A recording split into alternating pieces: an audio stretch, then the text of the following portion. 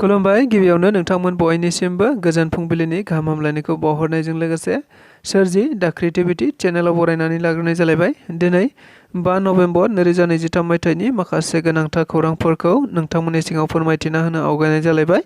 नोंथांमोनहा नायनानै जुदि मोजां मोनोब्ला लाइक खालामगोन, शेयार खालामगोन होनना आसा खालामबाय। लोगोसे चेनेलाव गोदान फैदोंब्ला साबस्क्राइब खालामनानै लानो थाखायबो गुरै खावलायबाय। बिदिब्ला जोङो दिनैनि माखासे गोनांथार खौरांफोरखौ खोनासंलांदिनि।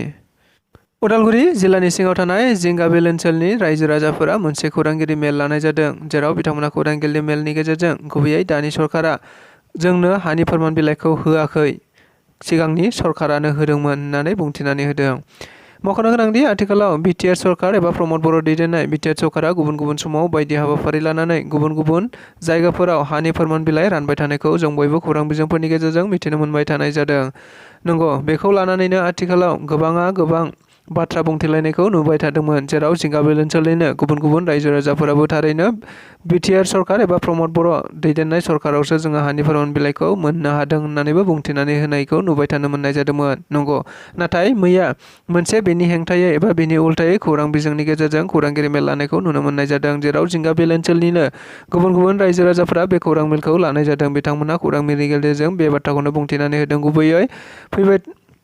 गुबैयै जोङो 2018 एबा 2020 मायथाइयावनो गुबैयै जोंनो एमएलए सरन बर', रिहन दैमारि बिथांमोनहानो जोंनि हा बिलाइफोरखौ गिबियै रानग्रोनाय जादोंमोन। लोगोसे बियो आथिखाल प्रमद बर' दैदेननाय बिटिआर सरकारनि फोरमान बिलाइ राननाय नङा, बियो थांनाय समाव 2024 मायथाइनिफ्रायनो गुबैयै जोङो हानि खामानिखौ मावनाय जादोंमोन आरो बेबायदि लेखायैनो हानि खामानिखौ गिबिनि सरकारानो मावनानै होदों होननानैबो बुंथिनानै होदों। इभेन आथिखालाव बिटिआरनि लेङाइ गाहाय मावफुं सोद्रोमा गबिन्द बसुमतारिया जों लिंहरबाबो फैयाखै, अदेबानि बिथाङा रायजो राजाफोरनि खामानि मावनो अनगायैबो बिथाङा रायजो राजाफोरखौ दुखुसो मोनहोदों होननानैबो बुंथिनानै होनायखौ नुनो मोननाय जादों। फारसेथिं बिथाङा सरन बर' बिथांखौ गोबां हेफाजाब होदों होननानैबो खौरां बिजोंनि गेजेरजों रोखायै बुंथिनानै होनायखौ मिथिनो मोनबावनाय जादों। मिरु इउपिपिएल लाइमोन गांखंनि सासे मावफुं सोद्रोमा अमिय कुमार नार्जारिनि खौरांगिरि मेल। बिथाङा थांनाय 1 नभेम्बराव जानानै थांनाय हाग्रा बिफानजों लोगोसे नारा-नाथा जानाय जाथायनि सायाव खेंफोरथि होनायखौ नुनो मोननाय जादों। मिथिनो मोननाय बायदिब्ला जों बयबो खौरां बिजोंफोरनि गेजेरजों खोनानो नुनो मोनदोंमोन जे थांनाय 1 नभेम्बर खालि चिरां जिल्लानि सिङाव थानाय मोनसे थावनियाव माखासे दंफां सिखावफोरजों लोगोसे रायजो राजाफोरा दंफां सिखाव हमनायखौ नुनो मोननाय जादोंमोन। लोगोसे बे जाथायनि सायाव गोबांफोरा गोबां बायदिसिना हाबाफारि लानानै सोमावसारनायखौ नुनो मोननाय जादों। बेनि अनगायैबो बे हाबाफारिखौ लानानैनो गुबैयै आथिखालाव बिटिआरनि मावफुं सोद्रोमा रनजित बसुमतारिया दानानै होनाय एनजिअ एबा सार्भिस प्रभाइडारफोरखौ थारैनो दंफांफोरखौ बख'नानै फानखोमाजोब्बाय होननानै गोबाङा दाय जाबसिननानै होनायखौ नुनो मोननाय जादोंमोन। लोगोसे बेबायदियैनो बनसु एबा बर' माहारियारि फरायसा आफाद लोगोसे आटसु अल ट्राइबेल स्टुडेन्टस इउनियन बिथांमोनहा आथिखालनि बिटिआरनि मावफुं सोद्रोमा रनजित बसुमतारिनि मुसुखाखौ सावनानैबो सोमावसारनायखौ नुनो मोननाय जादोंमोन। नाथाय बेनि हेंथायै मैया मिरु इउपिपिएल लाइमोन गांखंनि मानगोनां सोद्रोमा अमिय कुमार नार्जारिया खौरांगिरि मेलनि गेजेरजों थारैनो बनसुआ बेफोरबायदि हाबाफारिखौ मावनांगौ गैयामोन, एबा बनसुआ आथिखालाव सोरनिबा पलिटिकेल कनस्पिरेसि एबा सोरनिबा पलिटिकेलनि थुनज्लायनायाव बिथांमोना बे हाबाखौ मावदों। सानै हयै बिथांमोनहा मावनो नांगौमोन। फरायसा आफाद बुंनानै लाग्रा दिनैनि बनसु बायदि आफादा मानो सोरबा राजखान्थियारिनि खैसाराव नांनानै बेबायदि सोरबा राजखान्थिगिरिखौ पार्सनेलि एटेक खालामदों होननानैबो खौरां बिजोंनि गेजेरजों बुंथिनानै होदों। लोगोसे बिथाङा आथिखालनि बनसुखौ माहारियारिफोर बुंनानै लादोंब्ला बिथांमोना फरायसानि समस्याखौ लानानै सोमावसार, लोगोसे बर' हारिनि माखासे जेंनाफोरखौ लानानै सोमावसार, फरायसालिनि जेंनाफोरखौ लानानै सोमावसार, बडलेण्ड बिनायखौ सोमावसार बायदि बायदि बाथ्रा बुंनानै बनसुखौ थांखिनानै बुंनायखौ नुनो मोननाय जादों। लोगोसे बिथाङा आरोबाव बुंबावनाय बायदिब्ला आथिखालाव 17 बोसोराव खाम्फा बरगयारी बिथाङानो हाग्राफोरखौ फोजोबबाय एबा 17 बोसोराव बिपिएफआनो हाग्राफोरखौ धंस खालामखादोंमोन।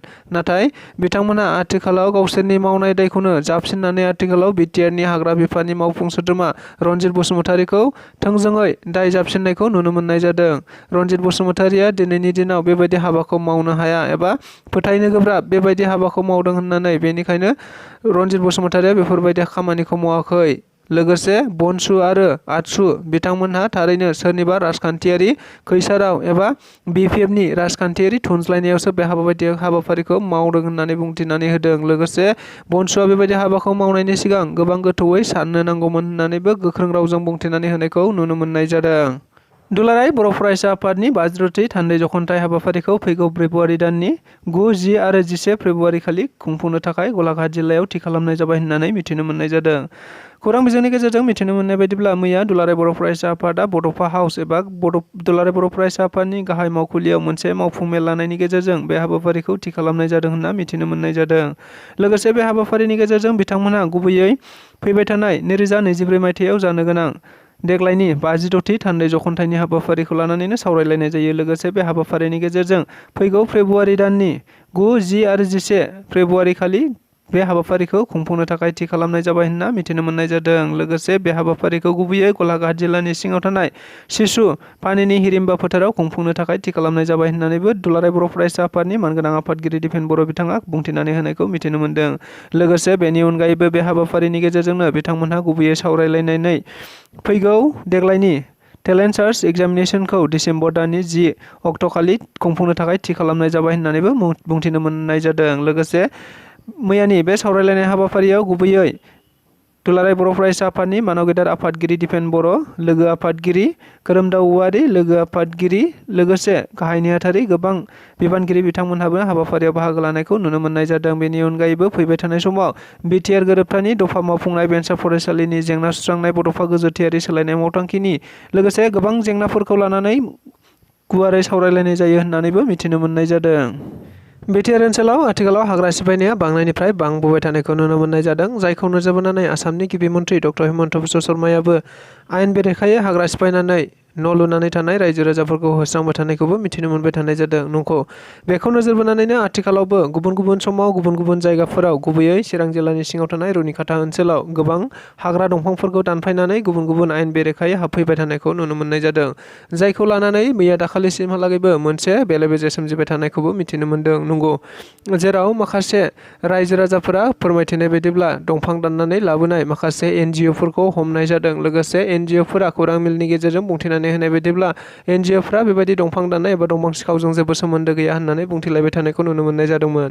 जायखौ नोजोर बोनानैनो आथिखालनि बिटिआरनि गाहाय मावफुं सोद्रोमा प्रमद बर'आ जिल्लानि मानगोनां जिल्ला दैदेनगिरि बिथांमोनखौ बिथोन होनाय बायदियैनो जिल्ला दैदेनगिरिया आथिखालाव गुबुन गुबुन हाग्रा बिफाननि सोद्रोमाफोरखौ नायबिजिरनो बिथोन होनाय जाबाय। जेराव बिथांमोनहा मैयानिफ्राय बे नायबिजिरनाय खामानिखौ जागायबाय होननानैबो मिथिनो मोननाय जादों। लोगोसे जागायनायनि उनाव बिथांमोनहा खौरांगिरि मेलनि गेजेरजों बुंथिनानै होनाय बायदिब्ला थारैनो बेनि गुबै दायनिगिरिखौ जोङो गासै नायबिजिरनाया जोबनायनि उनावसो मिथिनाय जागोन एबा नायबिजिरखांनायनि उनावसो सोर दायनिगिरि नङा बेखौ मिथिनो मोननाय जागोन।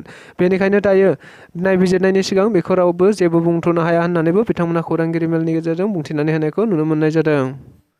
भटार पार्टी इन्टारनेशनेल हान्जाया थांनाय गोबाव समनिफ्रायनो थाद'नाय गैयै मोनसे आथिंजों हान्जा सुरनाय हाबाफारि लानायखौ नुनो मोनबाय थानाय जादोंमोन। मख'नो गोनांदि बिथांमोनहा जनाइनिफ्राय लानानै धुब्रीसिम हान्जा सुरनो थाखाय बे थांखिखौ लानाय जादोंमोन। नंगौ, बेबायदियैनो मैया क'क्राझार जिल्लानि सिङाव थानाय बिसमुरि ओनसोलसिम सफैनो हाबाय होननानैबो मिथिनो मोननाय जादों। लोगोसे बिथांमोनहा जायगा जायगा मिटिं लालांनानै गोबां बाथ्राफोरखौ बुंथिलांनायखौ नुनो मोनदों। लोगोसे बिथांमोनहा बे हाबाफारिनि गेजेरजोंनो गुबैयै फैबाय थानाय 2024 मायथाइयाव जानो गोनां MP बिसायख'थियावबो BPI पार्टीनिफ्राय दोलो बिजाथि होगोन होननानैबो फसंनाय जादों। नंगौ, बिथांमोननि गुबै थांखिया जाबाय आथिखालाव आसामजों लोगोसे भारतावनो गुबुन कारापसन जानाय एबा मुवा बेसादनि दाम बांनाय बेफोरखौ खमायनायजों लोगोसे गोबां बिथिंफोराव सिस्टेम बायदि सोलिनांगौखौ नोजोर बोनानैनो बे हाबाफारिखौ लादों होननानैबो बिथांमोनहा जायगा जायगा खौरां मेलनि गेजेरजों बुंथिलांबाय थानायखौ नुनो मोननाय जादों। क'क्राझार जिल्लानि सिङाव थानाय क'क्राझार टाउनाव मोनसे लामानि फुवारनायखौ लानानै मोनसे हाबाफारि लानायखौ नुनो मोननाय जादों। थारैनो मिथिनो मोननाय बायदिब्ला आथिखालाव बिटिआर सरकारनि मानगोनां प्रमद बर' दैदेननाय सरकारा गुबुन गुबुन समाव बायदि हाबाफारि लानानै गोबां हाबा मावबाय थानायखौ नुनो मोनबाय थानाय बायदिनो मैयाबो आरोबाव मोनसे गोनांथार हाबाखौ मावनायखौ नुनो मोननाय जादों। जेराव मिथिनो मोननाय बायदिब्ला कारिगावनिफ्राय क'क्राझार सोहोरसिम थांनाय मोनसे लामाखौ 4 लेन खालामनांगौनि थांखिजों बायदि हाबाफारि लानानै नायदिंनायखौ नुनो मोननाय जादों। मख'नो गोनांदि बे हाबाफारियाव गुबैयै बिटिआरनि गाहाय मावफुं सोद्रोमा प्रमद बर'जों लोगोसे एमएलए लरेन्स इस्लारि आरो मावफुं सोद्रोमा रन्जित बसुमतारी बिथांमोनखौबो हाबाफारियाव बाहागो लाफानानै मोजाङै जायगाफोरखौ नायदिंनायखौ नुनो मोननाय जादों। लोगोसे गोबां मावख'गिरि बिथांमोनाबो हाबाफारियाव बाहागो लाफानायखौबो मिथिनो मोनबावनाय जादों। नंगौ, बे हाबाफारिया थाबैनो जागोन होननानैबो बिथांमोनहा खौरांगिरिफोरनि गेजेरजों बुंथिनानै होनायखौबो नुनो मोनदों। लोगोसे बे हाबाफारिनि गेजेरजों रायजो राजाफोर आरो क'क्राझार सोहोरा गोबां मुलाम्फा जागोन होननानैबो मिथिनो मोननाय जादों।